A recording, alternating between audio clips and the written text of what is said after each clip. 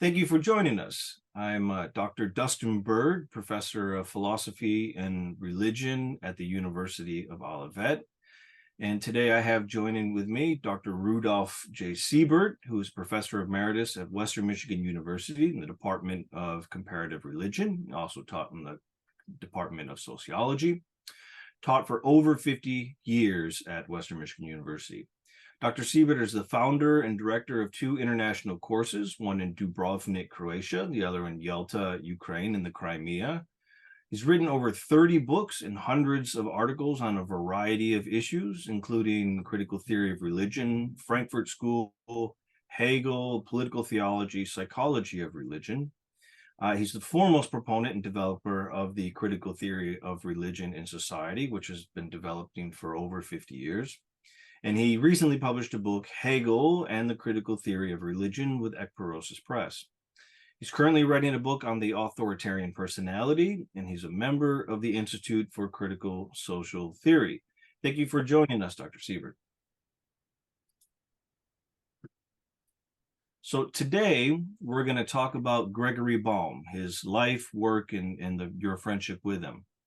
For those of you who aren't familiar with Gregory, I'll give you a little background. Gregory Baum was a theologian, author, and activist. He was born Gerhard Albert Baum in Berlin in 1923, born of a Jewish mother and a Protestant father. Baum was a war refugee arriving in Canada via England in 1940. Like many other Jewish refugees, Baum first landed in Quebec, where he would spend much of his life. In 1946, while studying mathematics at McMaster University, a friend gave Gregory a copy of St. Augustine's Confessions, which led him to eventually embrace Catholicism, and he later became a priest. Academically, Gregory Baum was greatly attracted to the study of philosophy, sociology, and theology, which he put to use within the Catholic Church. He was a peritus, a theological advisor during Vatican II for the Ecumenical Secretariat. Baum drafted an early version of the famous Vatican Declaration, Nostra Aetate, in our time, which sought to reformulate the Church's relationship to non-Christian religions, especially Judaism. Having been raised within a Jewish family, having become a Catholic priest, and having studied the long history of Christian anti-Semitism, Baum was in a unique situation to write such a momentous document. Pope Paul VI promulgated the Declaration in 1965, which called for the cessation of the Church's mission to convert the Jews. Auschwitz confirmed to Baum, and later the Church, that it was no longer possible to blame the Jews for the murder of Christ, for the consequence of such accusation was absolute barbarism. Baum would go on to become a professor of theology and sociology at the University of St. Michael's College in the University of Toronto. And after 1986, he became a professor of theological ethics at McGill University within the Department of Religious Studies. In the 1970s, he became especially interested in liberation theology and the works of the Frankfurt School. He was introduced to the critical theory of religion by our guest today, Dr. Rudolf J. Siebert, whom Baum dedicated his 1994 book, Essays in Critical Theology. While Baum admitted that much of the Frankfurt School's work proved to be impenetrable to him, he nevertheless incorporated the theological potentials of Adorno, Horkheimer, Benjamin, and Fromm, and others into his own theological work. From 1962 to 2004, Baum served as the editor of The Ecumenist, and also served as the editor to the International Catholic Review Concilium, both of which Dr. Siebert contributed many articles over the years. In the year 1990, Baum was made an officer of the Order of Canada in recognition of being a, quote, a guide and inspiration to generations of students of many different faiths and background, unquote. Indeed, Baum was deeply ecumenical, even penning a book entitled The Theology of Tariq Ramadan, a Catholic Perspective, which was published by the University of Notre Dame in 2009. In total, Baum wrote or edited nearly 50 books on a wide variety of subjects, many of which were translated into numerous languages outside of French and English. It is well known that Gregory struggled with his own sexuality. Although he was married to Shirley Flynn until his death on October 18, 2017, Gregory was open about his attraction to men, as he recounts in his autobiographical work, The Oil Has Not Run Dry, published in 2016. While some may use Gregory's openness to dismiss his work, it is important to realize that individuals are always bigger than their struggles, and that Baum's honest struggle to embrace who he was remains one of the reasons why we ought to remember him, read him, and continue to develop his work in the 21st century. So my first question for you, Dr. Siebert, is an autobiographical one. How did you come to know Gregory Baum? Well, we had a young scholar here who taught at Nazareth College, and he had received his PhD. He did his PhD with Gregory Baum in Toronto, and so I was supposed to take care of him and his family a little bit. They were still very young, and so that's what I did. And through this, I came to Toronto the first time, and I met Gregory Baum in the middle of the 1970s. That was 10 years after the Second Vatican Council, in which he had been an Ekpyrosis together with Hans Küng and also with Baptist Metz. All three of them had been advisors to the council, and we were friends all three together. So that is the first time when I met Gregory in Toronto. Okay. And how did you stay in touch? I mean, he was mainly in Canada. I know you taught in Canada, especially when you're early in your career as well. Did you ever meet him in Canada, spend time with him there as well? Yeah, well, I from the 70s and 80s, I went every summer to Canada and taught one semester there in London and then in Fredericton later on, so in different universities. And every time when I went up to Canada, I met Gregory Baum too. He always came to the airports, and we had a good time having discourse with each other. And so that is how the friendship grew through the years. We were very different in a certain way. He came from Berlin, I came from Frankfurt. He came from the middle bourgeoisie in Berlin. I came from the working class section in the west side of Frankfurt.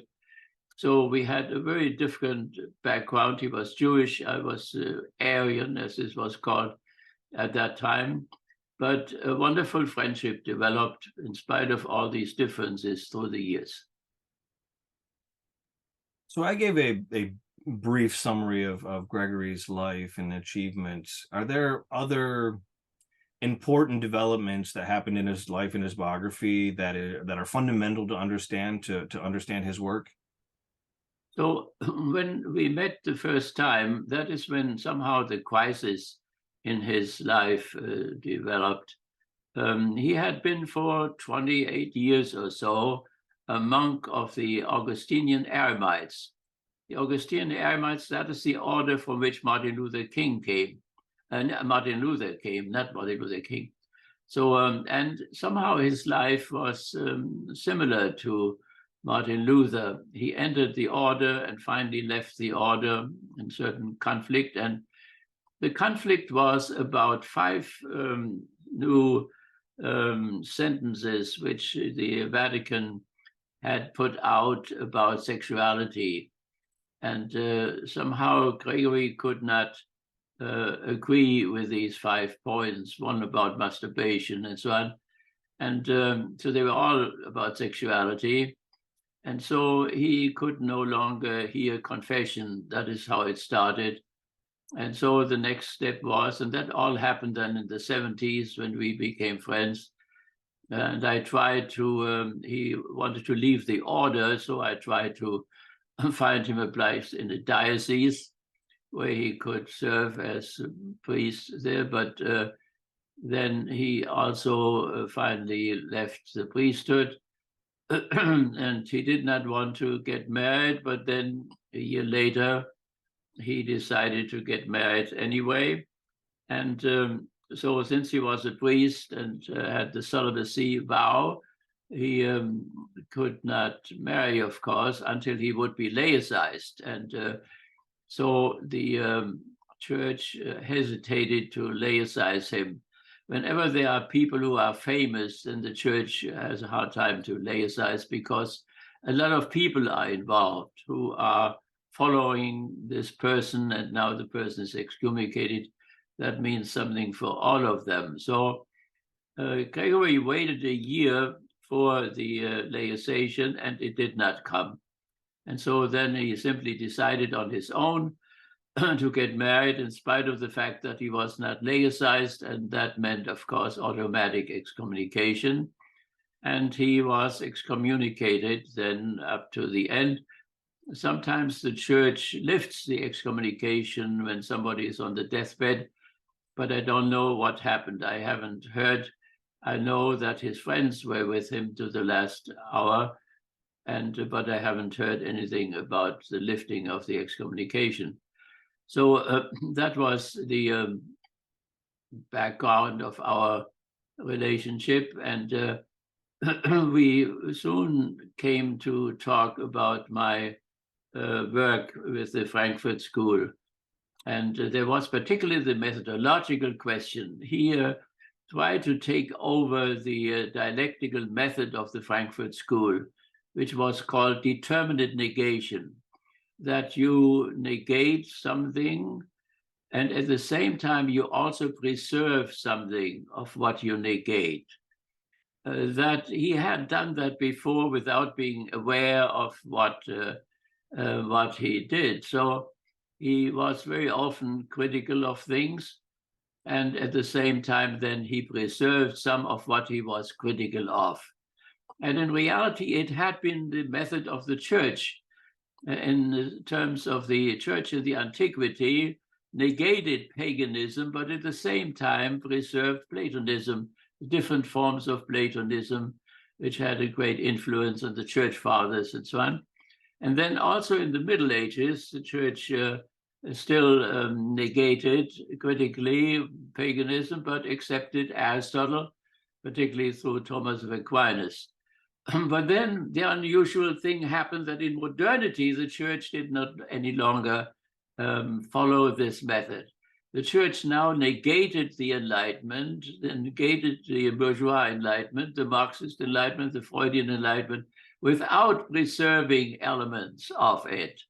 And that brought about a tremendous chaos, in a certain sense, which reaches right into our present situation, because Benedict XVI was the last attempt to negate powerfully modernity in its totality. And so he was not invited any longer in the University of Rome, because he had stated that the Inquisition had been right anyway against Galileo, while his predecessor had admitted that the Inquisition may have made any mistakes.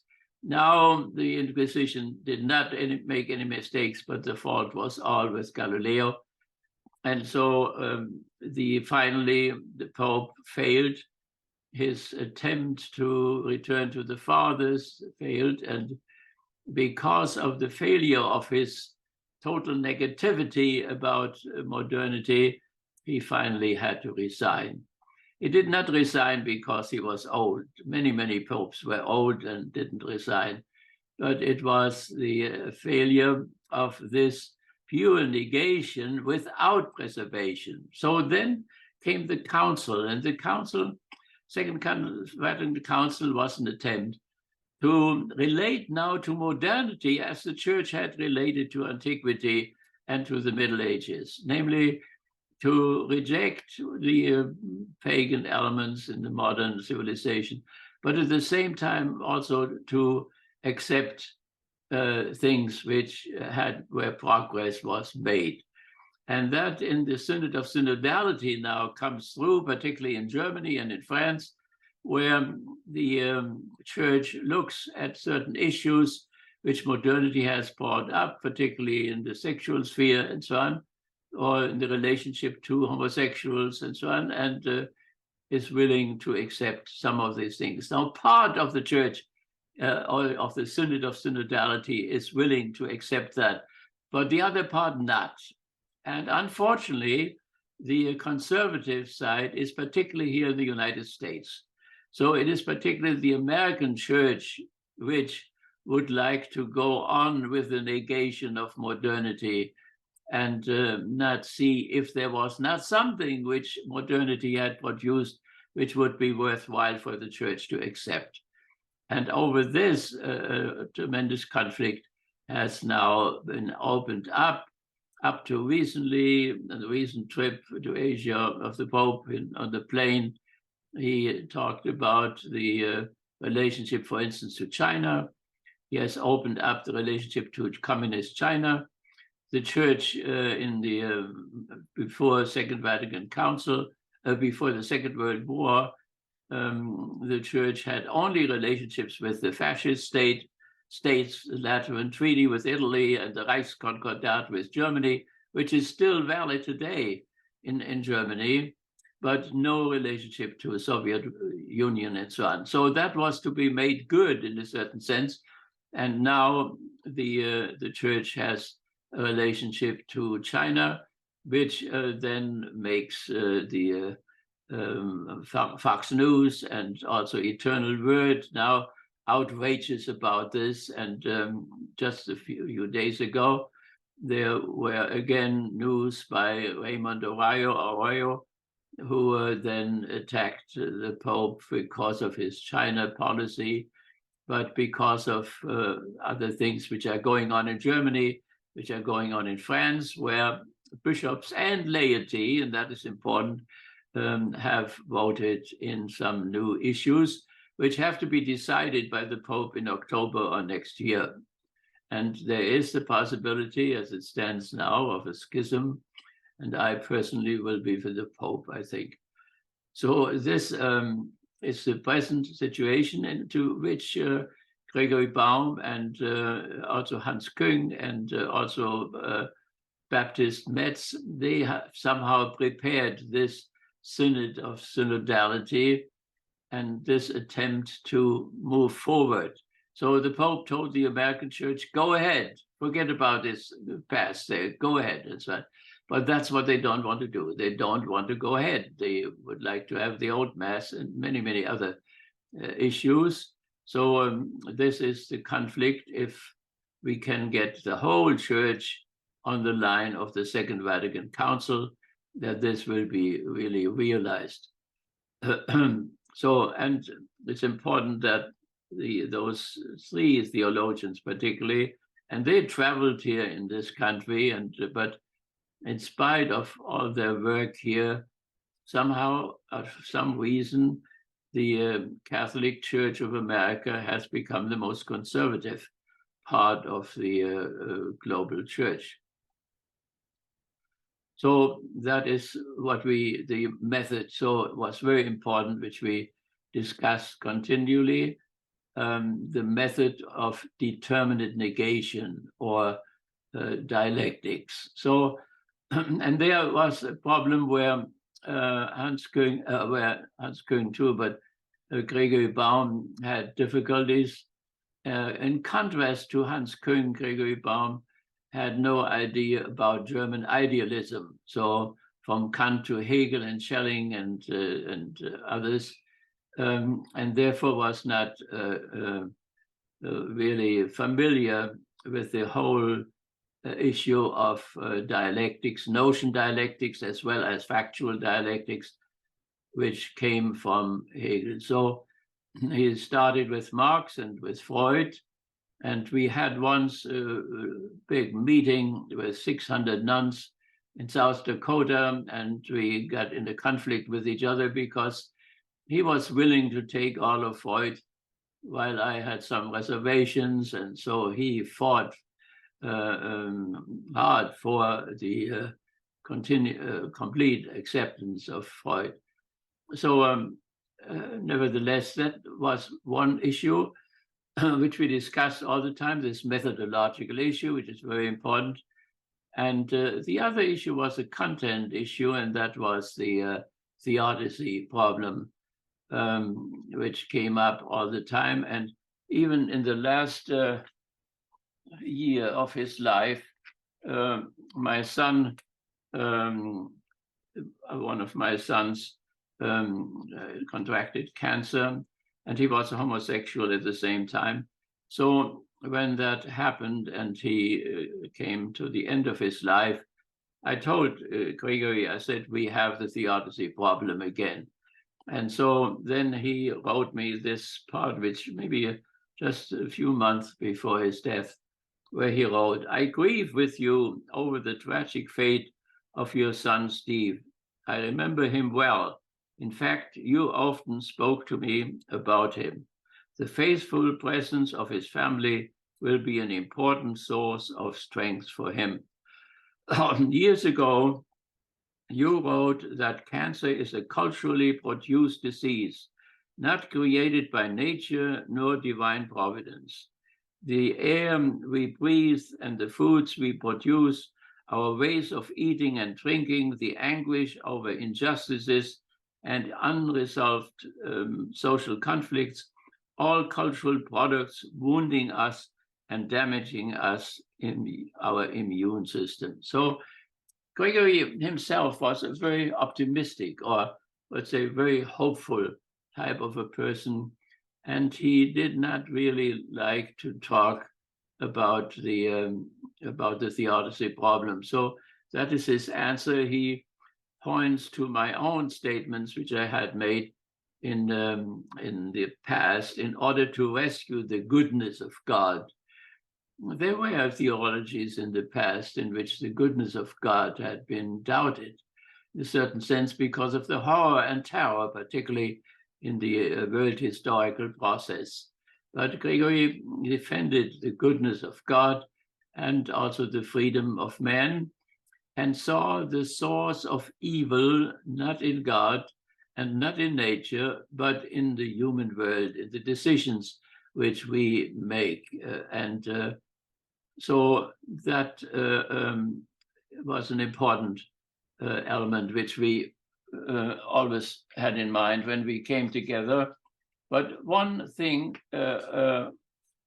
was important for this life, one encounter with another scholar, and that was the encounter with the panentheism, as this is called.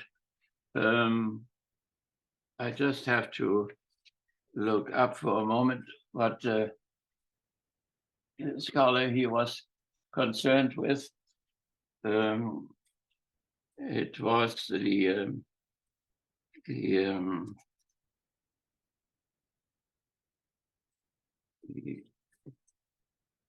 Maurice Blondel. Maurice Blondel was the Frenchman, the French philosopher. And so he had developed a new type of theology, namely pantheistic. Panentheism means all in God, or God in all. So it is a theology of inness, of immanence. So somehow panentheism is between pantheism, like we have it in Taoism and in Hinduism and in Buddhism on one side, and then theism on the other side, and particularly deism. So instead of emphasizing the transcendence of God, the otherness of God, Blondel emphasized the immanence of God in the world and the immanence of the world in God. And that was quite a turn. It had been done also, Rahner, who was the teacher of Gregory. He also already had made contact with the Blondel panentheism, but it went further back to Master Eckhart, who had a panentheistic type of a mystical theology, and who is still excommunicated up to the day, 600 years after his death. He was sentenced by the Inquisition and then defended himself, and the Inquisition then accepted him again. But then after his death, when he couldn't defend himself anymore, he was attacked again and then was excommunicated. Unfortunately, is still excommunicated up to the present. So it was a certain, for the church, questionable issue. The church emphasizes the theism, the transcendence of God, and now there was another version to emphasize the immanence of God. And that is where then praxis theology and all that comes from. The whole contact with the Hegelian left, which theology then made, has something to do with this immanence type of theology. So the methodological question, determinate negation, and then the theodicy question, and then also the issue of panentheism. Of course, in a certain sense, the immanence of God in the world sharpens further the theodicy problem, the justice of God and the defense of the justice of God in the face of the enormous injustices, not only in the level of the state or the family or civil society, but particularly in the world historical process with the wars and the killings and so on. There is where the theodicy problem becomes most intense. You talked about the immanent theology and transcendent theology, and it's very interesting to note that the book that Gregory dedicated you is about critical theology. And critical theology obviously has something to do with the dialectical process and some kind of dealing with the antagonisms in the world. But why do you think it is that he dedicated critical theology to you? Is that because you introduced him to the Frankfurt School in that way of thinking? Yeah, right. So, his attitude toward the Frankfurt School was somehow ambiguous to the very end, where he added something to my Festschrift there. He thought that I looked at the Frankfurt School through the eyes of Horkheimer's longing for the totally other. He had written a book, The Longing for the Totally Other, in which he showed his religious elements. And Gregory Baum had read several books which were critical of the Frankfurt School. And his riddle was, why, when those people were so critical of the Frankfurt School, why I was so much for it and represented it throughout from the 60s to now in the United States. So, this, up to the end, he could not resolve that problem. So, but I think the reason for that was how I got to the Frankfurt School in the first place.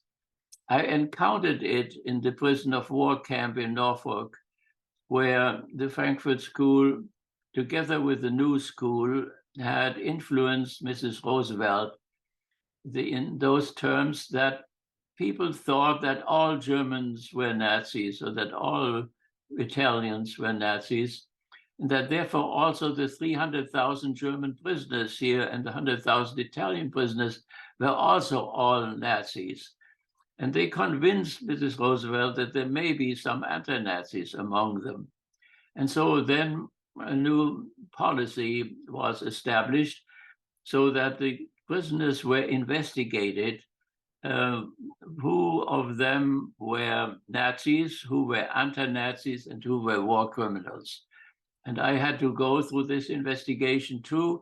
And since I had been a leader in the Catholic youth movement in Frankfurt, and we had spread the letters of Graf von Gaal and Bishop of Münster, against the concentration camps, and we had helped Jewish people. And so I was categorized as an anti-Nazi, and then was trained in ideas which came from the later Frankfurt School, the critical theory of society.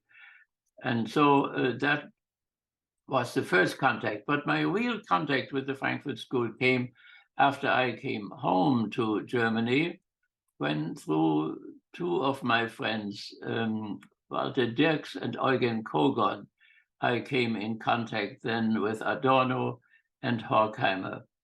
And both Adorno and Walter Dirks had been friends already between the wars. They joined their interest in music together and played together, and also were interested in their religious thinking.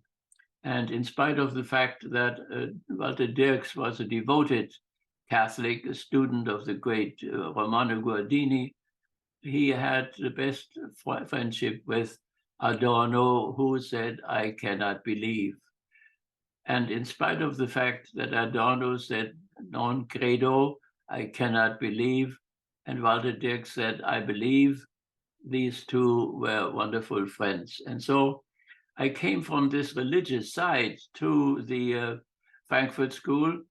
And so for me, it was obvious that Horkheimer's idea of the longing for the totally other was not only an event of his late life or so, but that from the very beginning he had been educated in a Jewish family in Stuttgart.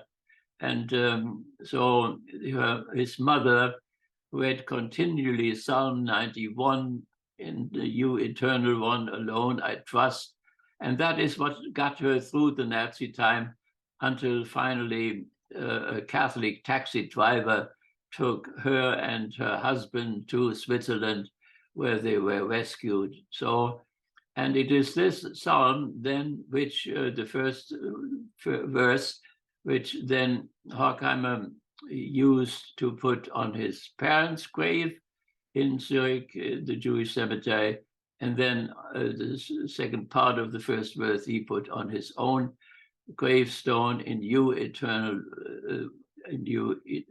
eternal one, I alone I trust."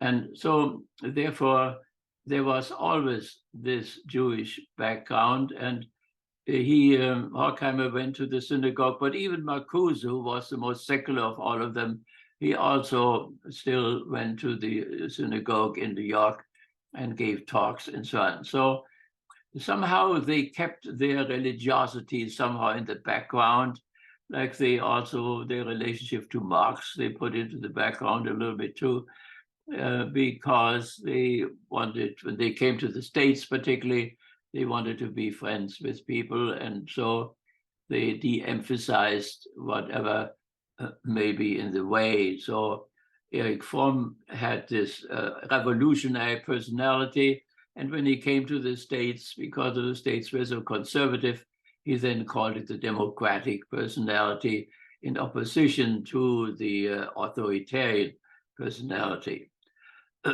So therefore, I think the riddle which Gregory had to the end of his life, why I was so friendly toward the Frankfurt School and others were so critical. Even my revolutionary students, who were also students of the Frankfurt School, partially students of Bakunin, the anarchists. Many of them were not Marx, but were Bakuninists. But nevertheless, even they were critical of the Frankfurt School because they thought they were not revolutionary enough. And other criticism was that they were too theoretical, that they were too abstract. But when they were not revolutionary enough, there was a reason for that, because there was the German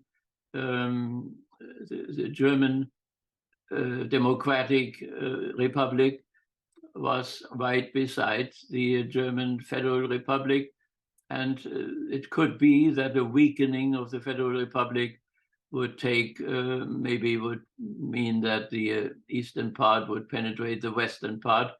So they were somehow afraid that that such a revolution in West Germany would make East Germany stronger, and East Germany could maybe enter West Germany. And so that was the reason. But so it even came so far that Adorno had to call the police against his own students in order to rescue his institute in Frankfurt. So therefore, the issue, the problem which Gregory had with my friendliness, that I applied somehow the Frankfurt School's own theory, own method to the Frankfurt School, namely determinate negation.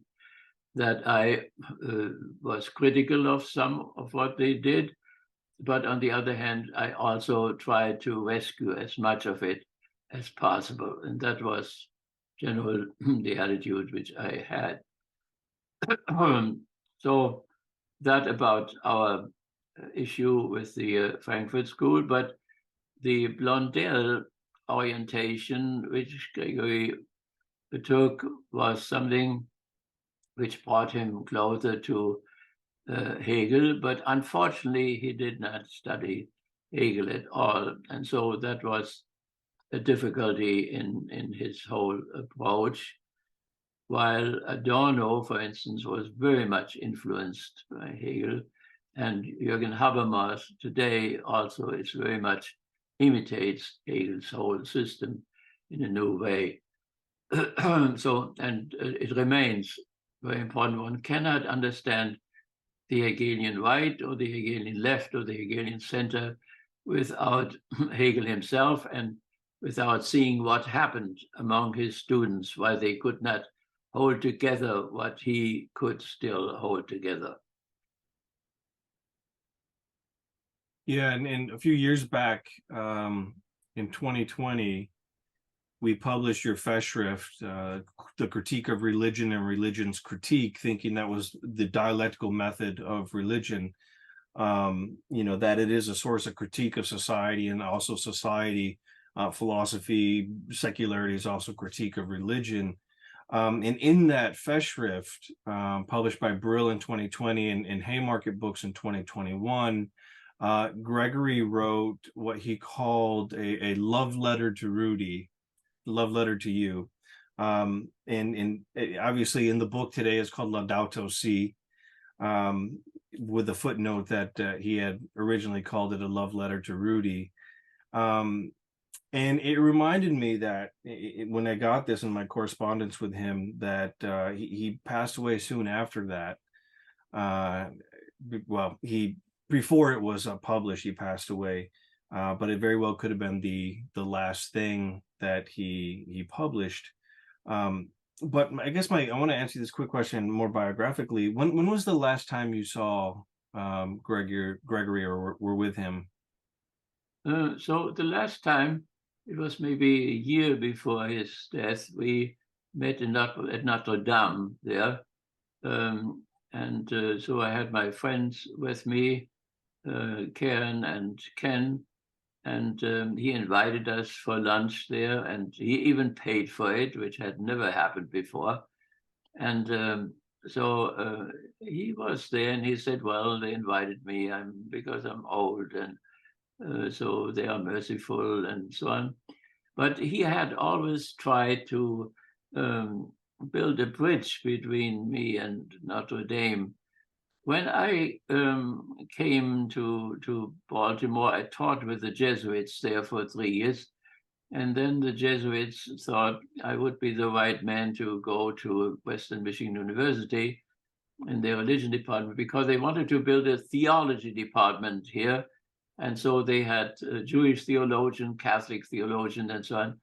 And that was an unbelievable type of a thing. It never happened. And theology departments are not allowed in state universities. So that was, so I then came to Western, and through the mediation of the Jesuits, and one Jesuit who was my predecessor here, John Harden, was a very extreme right-wing theologian who worked together with the inquisitor in Rome and on the catechism particularly. But the first time that I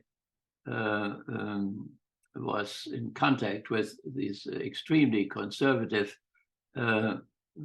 Catholicism here. So we had the problem then, who would help me when I would go out into the wilderness? And so the issue was that Notre Dame would be the only sound island of faith in the Midwest, and they were supposed to give me help, but no help came, and because they were too far to the right as well, and so we did not really fit. So even now, while the governor of Michigan recognized my work, the bishop of the diocese did not. So deep does this right and left Catholicism go at this moment. I remember so many years back when Hans Kuhn said something like the Catholic Church needs an Obama. It was still under Pope Benedict XVI, and he thought they needed Obama. They needed someone with that kind of open-mindedness, open to the world, charisma, maybe something like this. Something that could. We can do it. We can do it. Yeah, Right, exactly. Very positive. Someone who could rescue the church. Obviously, that's that right. When his book came out, Can the Church Be Rescued? And then in 2013, Jorge Bergoglio is elected Pope Francis I. And I wonder if the papacy of Pope Francis I would have been more of a home for Gregory than the much more conservative church. Did you ever talk to him about Francis, or can you surmise what he would have thought about Francis? No, we did not talk about him, but I think he would have been very happy for this development. So we have to see what the core problem is in this whole thing. The core problem, you could almost say, is a methodological one. And it is that the church, against its own tradition, did not determine to negate modernity. And so the total negation of modernity came to its climax in with the German Pope.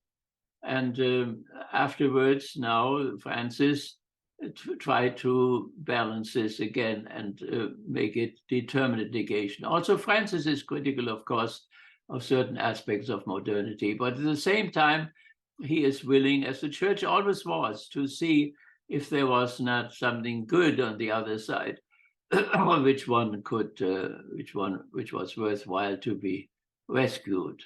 And that is what is new with Francis, and that is what produces the present conflict. I think if we can get this methodological issue clear, then I think we can get out of the crisis.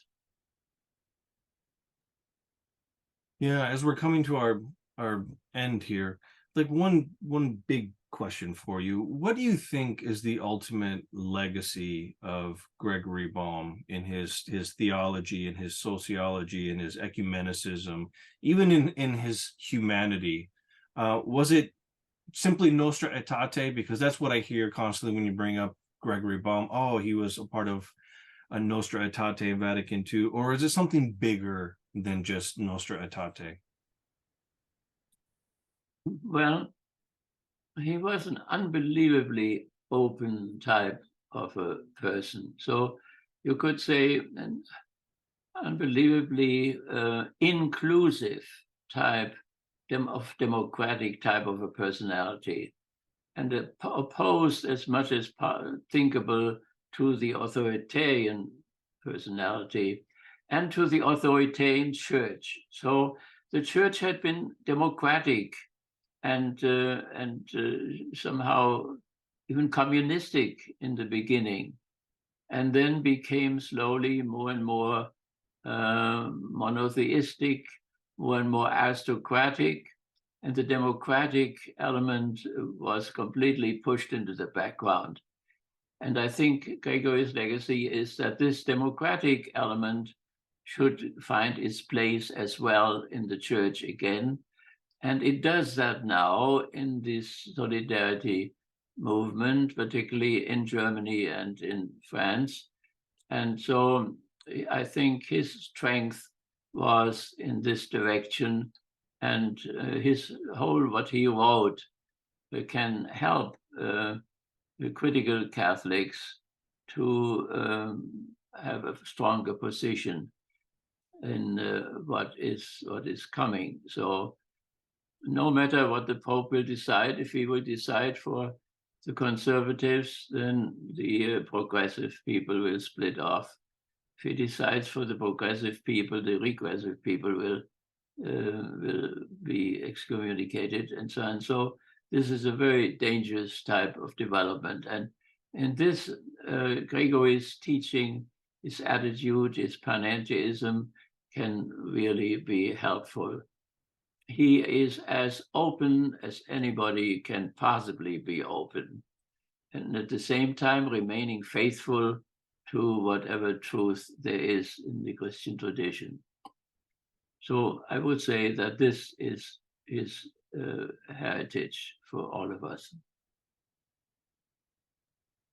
Yeah, indeed. Indeed. Absolutely. Well, Dr. Siebert, it's been a wonderful discussion. Thank you so much for joining us. I hope our listeners are now inspired to go and pick up some of Gregory's works, some of his writings, his essays. They're abundant, to say the least, and to get into to know the work and the person of Gregory Baum, an absolute amazing human being. So thank you so much for joining us, Dr. Siebert. You're welcome.